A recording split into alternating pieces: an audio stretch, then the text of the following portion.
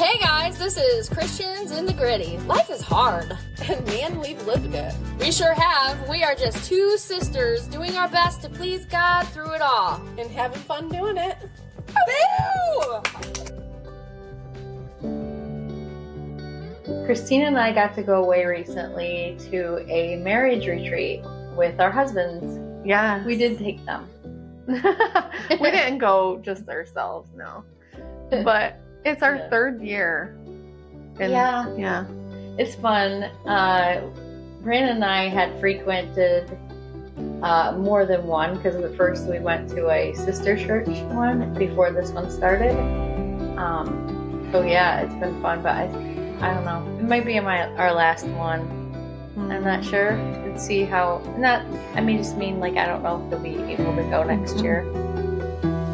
But I was telling my daughter, since she's getting married, that she should go next year because that would probably be the only year that we both could go. Yeah. Well, Pastor Rob said he tried to get her to come this year, but they weren't able because it was too last minute.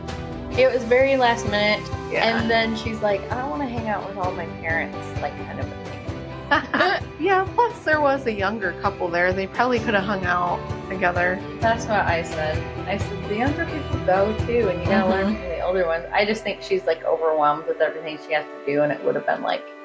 Yeah, a lot. And she probably had to work because of the late notice, but yeah. Yeah.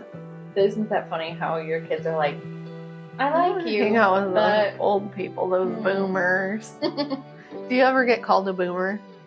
Yeah, I get called a millennial. Oh, I don't like that. Especially because I'm like the cusp. I'm the cusp for sure, and I remember growing up with our brothers, and they were very Gen Z or Gen X, excuse me, and we did all those things. Like their music was my music, but I also remember talking in chat rooms. That's what I was gonna say. It's like I was the youngest, so really I feel like I was your guys' generation, like or theirs, however you would want to say it, because I do not relate so much to millennials. Well, I think millennials got like a really bad rap, but some of the things that comes up about millennials, I'm like, okay, maybe a little bad. So they got this new thing on the social media. It's called a Zennial, where you're a Gen X millennial. Okay. I'm like, okay, yeah, that's probably true.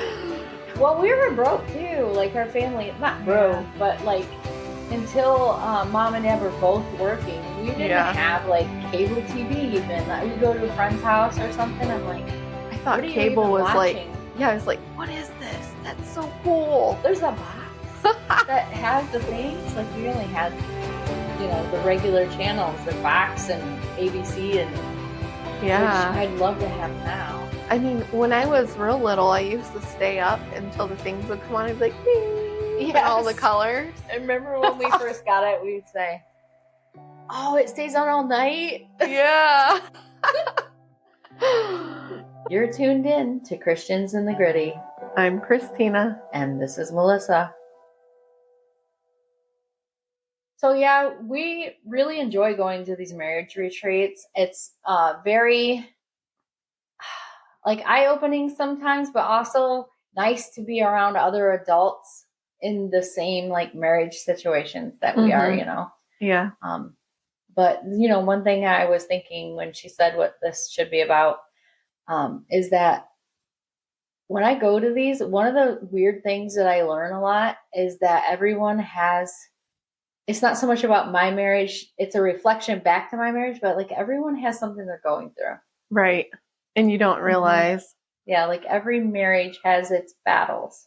Even when you think, look at their marriage, it's perfect. Yeah. It's not. Right. Yeah. I don't like reflecting on ours.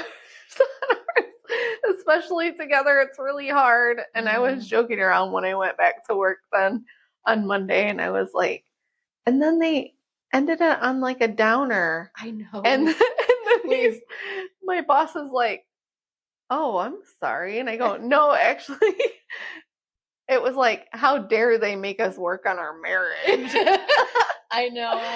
Oh. I said things that needed said, and then the ride home was quieter. Yeah.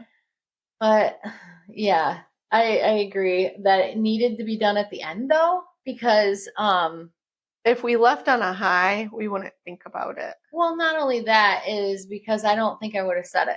Yeah. Yeah. If it was the beginning, just because you have to hear all the information and ponder on it to know what you need to say. Yeah. So like the two hardest parts for me for the marriage retreat were the breakout questions and that very end when we had to talk to each other about like our So all challenges the and points issues. where you had to actually work on your marriage. Those are the Me hardest. too. I know, it's like, let's go have fun. I felt It's like, a retreat, oh, right? I need a counselor here right now. Yeah. And my back was hurting so bad, and Brandon, like, to be able to have more neck support and stuff. We thought somebody would follow us out into like the lobby area. Every single person stayed in the room. I was shocked by that because this never happened, I don't think, where people didn't kind of like go disperse. off. And so then we just did it ourselves, but it was fine. That's what Mark and I did too. We talked amongst ourselves, and our table wasn't doing the questions at first, I don't think. Yeah. And then one of them goes, oh, breakout questions, like, because we were sitting there doing it. So you reminded them. I think so. That's what I was thinking was going on. But a lot of people are finishing their art project. Mine was not that like sophisticated, so it didn't take me very long. Ours wasn't very sophisticated, but I'm not good at artists, so it took a while. Oh shoot. But it was good though. Yeah, I really enjoy Jackie and Mickey that do it from what is it? I just had 628 Ministries. Yeah. I was looking for the paper. Yeah, they're very like transparent, but also just good people, and so it's good because they're real. Yeah, yeah. And Paul and Joyce Ciata, they were great too. Joyce has a beautiful voice. She does. She sounds like she should be on Broadway. Oh man, it's not like your normal worship sound. She definitely stands alone. Yeah, and I don't think would fit in very good in like a praise band. Maybe, but the reason I say that is because like I could seriously see her on Broadway. Yeah, like her voice is like that. It's good. It's good. It's a good voice. And but they're communicating with purpose or with a purpose. Something. We'll have to look and link it. But yeah, so check them out too. They have a really great testimony of just how they came together as husband and wife, and they had talked to Brandon and I, and we relate the one. That's how you got the newlywed game, because we have been together less time than you have. I know, so I was okay with that. Because you guys were out there. I was thinking that. We were still in the eating area, and then they didn't realize it was time for the next one. Because we came up and Pastor Robert asked, "Where's Paul and Joyce?" And I'm like, which breaks my heart, because we have an uncle, Paul and Joyce, that had both died of cancer, which both of their spouses died of cancer.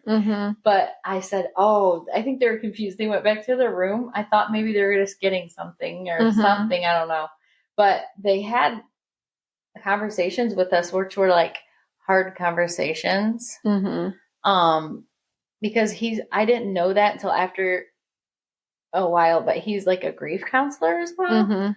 And Brandon and I weren't ready for that conversation. Like it was a lot. And I like cried like 4 times. Yeah. And it wasn't something, I mean, they just wanted to know about this stuff. So it wasn't like I was working through something or anything. But like Brandon said, he almost had to get up from the table because it was just very hard. And it's just different for us. I mean, like I said, everyone has a story and stuff they're working through. Right. Ours is just a little more finite than some things. But yeah, so that was kind of tough. But yeah, I mean, it's also something that we have to deal with and work through. Mm-hmm. But you can tell their profession because they're like, no, let me know the real Yeah. Digging things. down And deep. it's like, no. I mean, I told them. I mean, they're really nice people. It's Yeah. easy to talk to them, but it was like, okay. Yeah. Afterwards, because it's a lot of emotion because Mm-hmm. it's current. Right. It's a lot easier to share about your past. It really is. But yeah. And when everybody's not just openly sharing, and some things in your marriage you shouldn't be putting out there, like, oh, we struggle with this and this and this.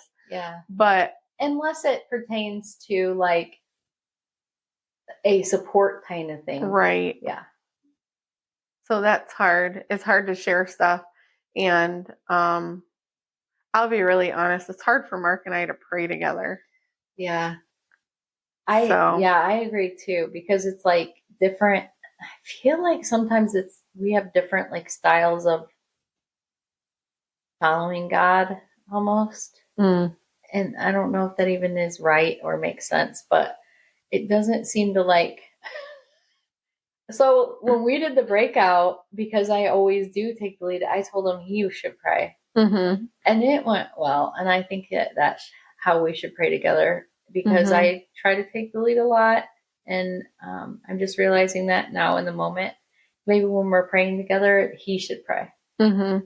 Because he's supposed to lead. Yeah. And that would be an opportunity for him to get built in that. And I know like public praying, that for me, and I don't mean like going out in public like they talk about the Pharisees. I mean just like praying with and in front of people. That became easier just by doing it. Yeah. And so I think just doing it will make it easier. So yeah, I don't know. You know what's really cool though? I was talking to Jackie about a lot of things, and you know, she's like, "Oh my goodness, girl, you have a lot going on." And I said, "Yeah," but then I told her, I was like, "You know, we did a episode on last year's marriage retreat, and I was hesitant because I didn't know what we had talked about. Like, I wouldn't want her to listen and take it wrong. If it was like, oh, I didn't like this part about it, or I did, you know, I don't remember what we talked about." Yeah. I remember loving the marriage retreat, but I don't remember what we talked about. Yeah. And so I sent, or I told her that it was called Run Your Race. And then I went and looked at the stats from people listening, and I saw that someone randomly listened to this year-old episode, and I messaged her, "Did you listen to this by chance?" She said yes, right on the way home. Did you like it? Yeah. But she said that she loved it and loved us both or something. Aww. So it must have went well. I must not have made fools of ourselves. It's different when you're talking about the person. Yeah. I don't know. I know. That's like the episode where I talked about Pastor Mark. And I'm like, I talked about you in this one and sent it to him. That was before I worked for him, I guess I'll say. But that was before I even knew about the CPC job. And now he's our boss. Yeah, it's been pretty cool actually. Yeah. But the marriage retreat was a cool like theme. It was a cool theme this year. Go ahead. Oh, because even if. Yeah, I love the even if, and I did not know it was going to go to Daniel 3. I love Daniel. It worked really well. It did. You wouldn't think that the Shadrach, Meshach, and Abednego would be a marriage topic. No, but then in the final session when Paul talked about how hot is your furnace, it just all really tied in together even more. Yeah. Like it was working the whole time. And it doesn't mean how passionate are you for others, because it could have It's like different. If you're thrown in the fiery furnace, how hot is it getting? Like how badly are you going to be burned? Like how much? Because like when Shadrach, Meshach, and Abednego were thrown into the furnace, the people that threw them went to throw them in, but they kind of just fell in because the people died because it was that hot. Yeah. And so like how turned up are you making your issues in your marriage, and how dangerous is it, kind of a thing. They didn't really use those words, but that's kind of like what, not dangerous, but like, yeah, like how much is it, do you have the capacity to burn? And how hard is it, and all the things. I mean, you could come at it from so many angles, actually. Yeah. But, and just going back to the soldiers that threw them in, like, I feel like King Nebuchadnezzar had to be like, whoa, how did they live? Like, he already had to be, everybody had to be already going, wait, those soldiers just like burned to a crisp. Like, how did that work out? And these guys just fell in and they're still alive. Well, yeah, and I forget how long it was. Maybe we should read some of that. Yeah. To have it read. Okay. Is in 3, correct? Yeah. Okay, Nebuchadnezzar had made an idol and wanted everyone to worship it, and they refused to, because they said that we only serve our God, kind of a thing. So that was their punishment, is to get stuck in there. So that's the dream. Okay, so. But I want to. Oh. You can read this part. So it says, and in Nebuchadnezzar,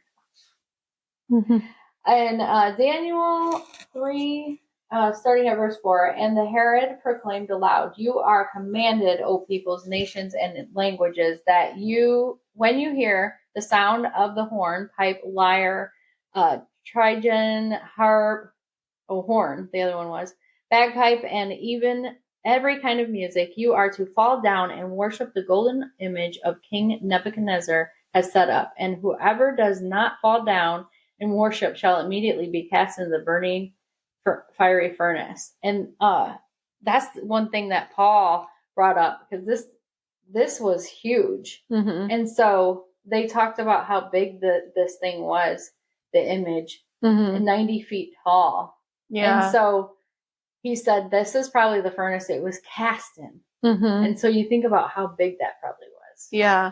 And just going back is like in Daniel, just relating when we're worshiping other gods.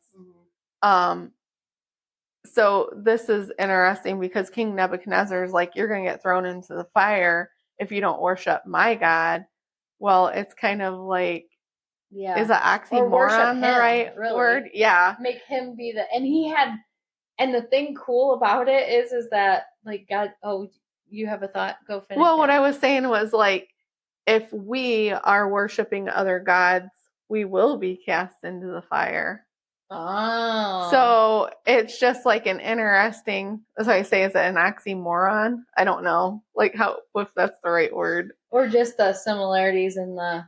Yeah, it's just the symbolism there. Yeah, symbolism. But so I just think that's interesting. Yeah. And I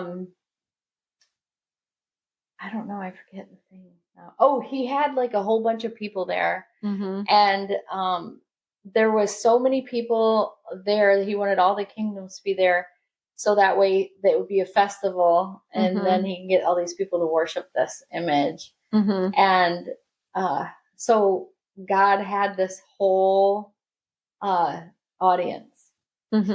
Yeah. To do this, and then got to witness this next part. So should I start here? No. Maybe skip that. Yeah.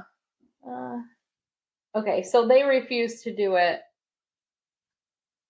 Let me read this part right here. So in verse 11 of chapter 3, it says, "And whoever does not fall down and worship shall be cast into a burning fiery furnace. There are certain Jews whom you have appointed over the affairs of the province of Babylon, Shadrach, Meshach, and Abednego. These men, O king, pay no attention to you. They do not serve your gods or worship the golden image that you have set up." Then Nebuchadnezzar, in furious rage, commanded that Shadrach, Meshach, and Abednego be brought.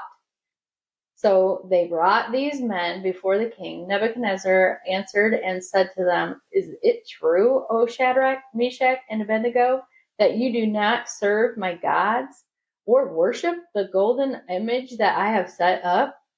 Now, if you are ready, when you hear the sound of the horn, pipe, all the things, any kind of music that I have made, well and good.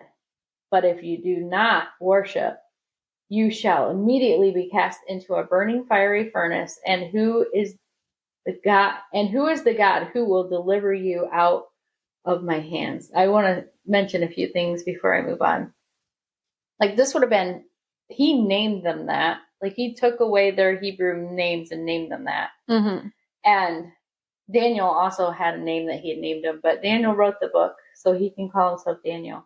Mm-hmm. But so they would have been kind of close to him, and he already let them like get away with, I don't know if it was him actually. Anyhow, so I'm just saying, like, it was almost reminded me of like the mom going, "I'm serious. 1, 2," like, you know what I mean? Like, do what I told you, because I don't want to punish you.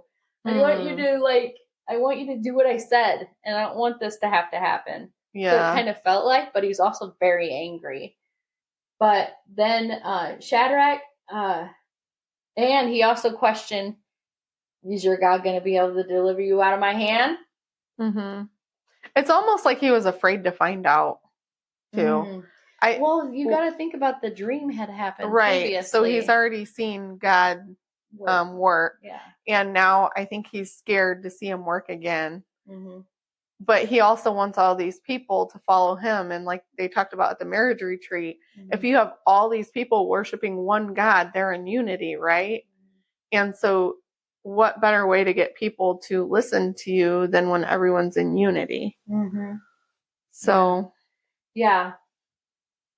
And like the crowd mentality, like if they're doing it, I better do it kind of thing, is what they kind of like peer pressure. Yeah. So then at verse 16, Shadrach, Meshach, and Abednego answered and said to the king, "O Nebuchadnezzar, we have no need to answer you in this matter.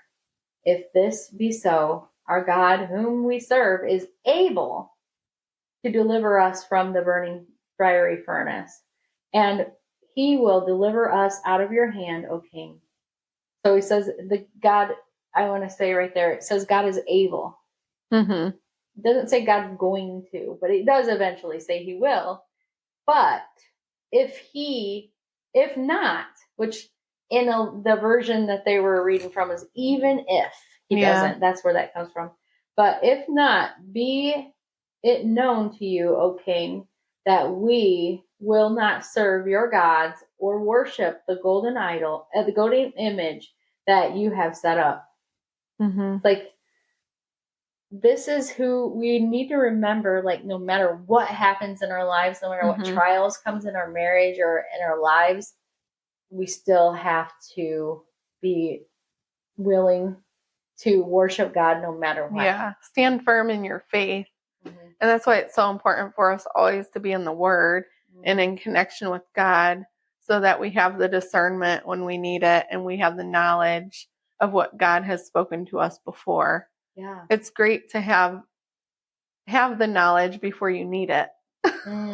Yeah. Because like they were saying at the marriage retreat, they had already practiced this by saying, "I'm not going to eat your meat. I'm not going to eat your food. Yeah. I'm going to just live off these vegetables." And probably like, I'm not going to use the things you took from my God. I'm not going to use the silver and gold or whatever it is that, to drink from, or like these things you stole from the temple.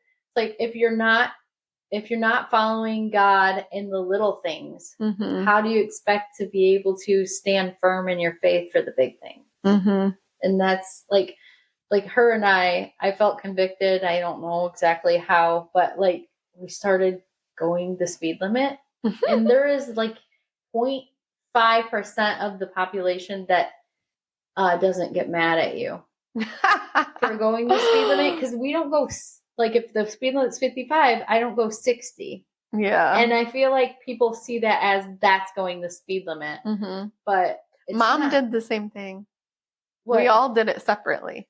We did. Yes, Mom drives the speed limit too. And I just felt very convicted of like following man's law. Mm-hmm. And it's really freeing though, because I don't have to worry. Like when I see a cop, it's not like, I don't have to go, was I speeding? Yeah, there's a cop. You know what I mean? It's like, I already know. And that's kind of, and it's been like almost a devotional, like teaching me lessons. Here comes the world. They're coming up behind you. Are you going to let the pressure? Are you going to let the pressure push you? It really is. I have that happen every day. About it. Not just, okay, they're coming up behind you. Oh, I'm running late.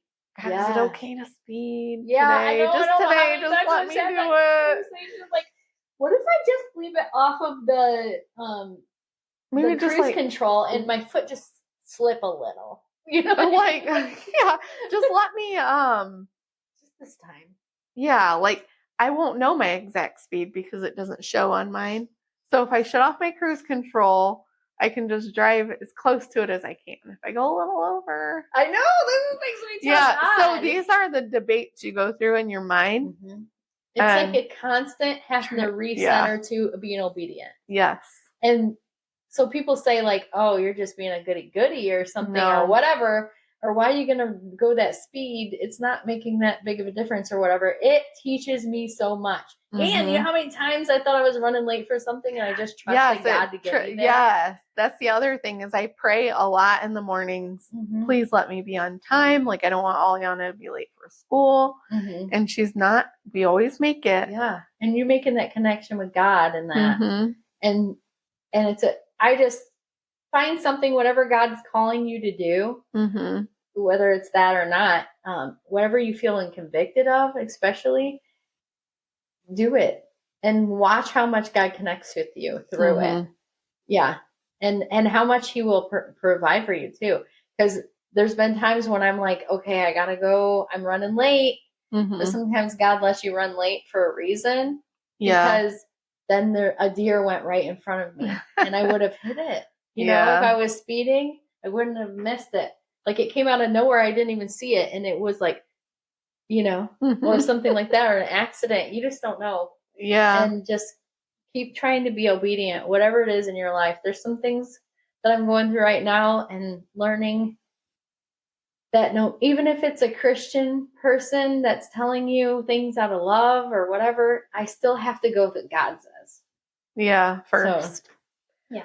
Yep. But to finish this, it says, then Nebuchadnezzar was filled with fury, and the expression of his face was changed against Shadrach, Meshach, and Abednego. He ordered the furnace heated 7 times more than it was usually heated. And he ordered some of the mighty men of his army to bind Shadrach, Meshach, and Abednego and cast them into the burning fiery furnace.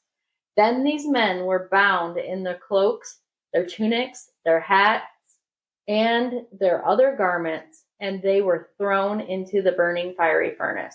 Because the king's order was urgent and the furnace overheated, the flame of the fire killed those men who took up Shadrach, Meshach, and Abednego, and these 3 men, Shadrach, Meshach, and Abednego, fell bound into the burning fiery furnace. Now, this is one thing that Pastor Rob brought up is mm-hmm. that they weren't pushed. Mm-hmm. They fell. So it's right. He's like God pushed them in. Yep. And if you remember, it was important that they mentioned all the clothing. Daniel mentioned all the clothing they were wearing mm-hmm. when they fell in, and that they were bound. Mm-hmm. Because if you continue the story. Yeah. But I just want to mm-hmm. say there that sometimes God will allow you. Mm-hmm. Oh, yeah. Sometimes God will allow you to go through those things. And like Job, he allowed Job to go through all that in the book of Job. Mm-hmm. And it's for our good. It's for his glory, you mm-hmm. know, because we're going to see God's glory here. Then King Nebuchadnezzar was astonished and rose up in haste. He declared to his counselors, "Did we not cast 3 men bound into the fire?" They answered and said to the king, "True, O king." He answered and said, "But I see 4 men unbound, walking in the midst of the fire, and they are not hurt." and the appearance of the fourth is like a son of the gods. Mm-hmm. Then Nebuchadnezzar came near to the door of the burning fiery furnace. He declared, Shadrach, Meshach, and Abednego, servants of the Most High God, which is not the first time he said that, which I think that she's right, that he was remembering what God had done in the past here, with the dream. If you read Daniel, you'll be able to look into that. But, so he said, Shadrach, Meshach, and Abednego, servants of the Most High God, come out and come here. Then Shadrach, Meshach, and Abednego came out of the fire, and the satraps, the prefects, the governors, and the king's counselors gathered together and saw that the fire had not had any power over the bodies of those men. The hair on their heads was not singed, their cloaks were not harmed, and no smell or fire had come upon them. Nebuchadnezzar answered and said, Blessed be the God of Shadrach, Meshach, and Abednego, who has sent his angel and delivered his servants who trusted in him, and set aside the king's command and yielded up their bodies rather than serve and worship any god except their own God. Therefore, I make a decree: any people, nation, or language that speaks anything against the God of Shadrach, Meshach, and Abednego shall be torn limb from limb, and their houses laid in ruins, for there is no other God who is able to rescue in this way. Then the king promoted Shadrach, Meshach, and Abednego in the province of Babylon. So they are also rewarded not only with their lives, but with stature. Stature. And so Nebuchadnezzar went up to the furnace, just like those other guys who threw Shadrach, Meshach, and Abednego in, and he also did not get burned. And we talked about that a little bit. Between the distance that he was, but it seems like if they were going to just die like that you couldn't get close to it. Right. And also, I mean, I think God wanted to spare his life for a reason. To be able to proclaim. But the thing about that Pastor Rob said that I was like, I don't know, because he's like, I'm sure Shadrach, Meshach, and Abednego were crying, God, you put me in here, or whatever, maybe before, but I think once either Jesus or the angel, whatever way you want to perceive it, he thinks it was Jesus himself because of the way it's written. But they don't say for sure. But I think if I would be scared like that. But have you ever been? It's like going through a trial by yourself. Even if God was protecting you, and Jesus wasn't with you, like you weren't welcoming Jesus into the trial, that's harder. And you would be doing that. But that peace, if you're in the presence of Jesus, yeah, I don't know that they would be sitting around going, oh. I know I made notes about this. Let me see here real fast. Okay. Because I made notes. I said, and in verse 25, how he said, look, I see 4 men walking around in the fire. Yeah. I said, what conversations were they having? Maybe Jesus was telling them what was going to happen next.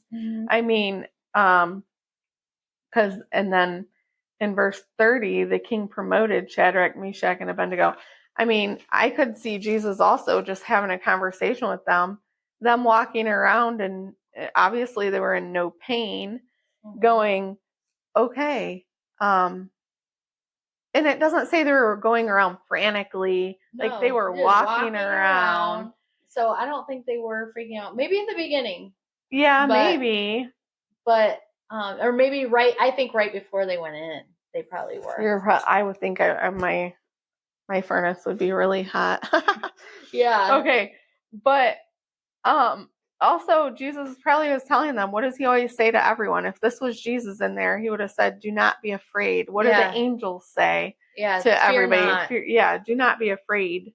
And Jesus would Like- say, don't be afraid, I'm with you. But I don't know that he would have told the next steps, because Jesus often would be like, just wait. Yeah, but he could be like, something great's gonna happen. Yes, exactly. Just trust me. Just trust me. Don't be afraid. I'm with you. Mhm. And you don't have to worry about anything when I'm with you. I don't know. I was just, It's hard to say. I mean, they Yeah. could have been frantic and freaking out, but I pretty sure I was reading something about just waiting here. I feel like I would already have trust too waiting. if I knew that the guys who were going to throw me in just burst in flames and I didn't. Yeah, it's like, you wouldn't even have time to think. At Yeah. that point, you'd be falling in like, ooh, would And they they were even like- know that they Yeah. they burned? I don't know. Maybe not. Maybe they would, because like they were released from them. But I think it would be like so much of a like, ah! Yeah. Who knows what was going through their mind, but I'm sure on the way up, Mhm. they were worried. Yeah. Even though they're going to do it anyways. And Mhm. that's the thing. Yeah. How many times in the Bible does it say something like, they were afraid or they whatever, but they're going to trust God, Mhm. Here's one where it says just that in Haggai in chapter 2, whatever, my spirit remains in your midst, fear not. Mhm. This over and over in the Bible that happens, where it's like, don't worry. God is saying all the time, when I'm with you, you have Mhm. nothing to fear. Yeah. And it's so much easier. Like she was saying, they were walking through the thing. Ooh, how much easier is it to get through our trials in life and our marriage and anything if we are just with God, with Jesus, Yeah. having them in our circumstance. So much easier. Yeah.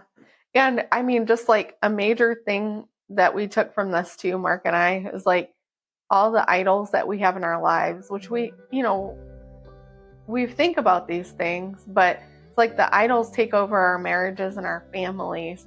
And look what happens when you do not worship the idol, right? And so God will deliver our marriages if we're just trusting in Him and letting Him lead us. So, Yeah. Well, Christina, do you want to pray for us? I think you're supposed to pray this time. Really? Yeah, I do. I thought it was you. Okay. Okay. God, I thank you so much for this time that we had together. And thank you for our marriages and for our families. And help us to remember that this is something to be cherished. And that other things in the world, the cars speeding up on us, those things don't matter. All that matters is keeping our eyes on you and listening and being obedient, and watching you work is amazing. It brings me to tears right now, just thinking about just even the things that we consider the little things that you take care of. And recently someone told me, or I read it somewhere, that, everything is small for you. And it's so true, because don't worry about what we bring to you. And we're bringing all these things to you, Lord, because even the small things are small, but the big things are small too for you. So anything we want to bring to you, we can. And I just thank you so much for that, for always taking care of the things that doesn't seem to matter to this world, and you're still taking care of it. And I ask you to just bless this podcast and just lead us in the way that you would want us to go in the future. And for whatever it is that we need to do, you just to guide it, and be with our families, and please bless them and bless our churches, and be with our leaders, Lord, as the burden is heavy, and just remind them of what is important, what we're supposed to do. It's you, it's your kingdom, and we're to make it greater. And be with us throughout the week, and all of our listeners, and put people in their lives to help them in these matters as well, Lord. I'm asking you to do that. And in Jesus' name we pray. Amen. It was you. So if you feel like your marriage is just struggling, or your kids are taking over, I know we didn't talk about that a lot, but that's one of the major things. When you have young kids at home and they're just kind of taking over your marriage life, just remember to trust God. Put God first. Your husband or your wife, whoever is listening, they come after God, but ultimately that they come before our children. I just kind of want to touch on that because I don't think we talked about it. But not putting idols before our spouse, television, whether it be our kids or ministry, whatever it is. So just to leave you with that, and hope you have a blessed week. Thank you so much for listening. We're Christians in the Gritty. I'm Christina. And this is Melissa.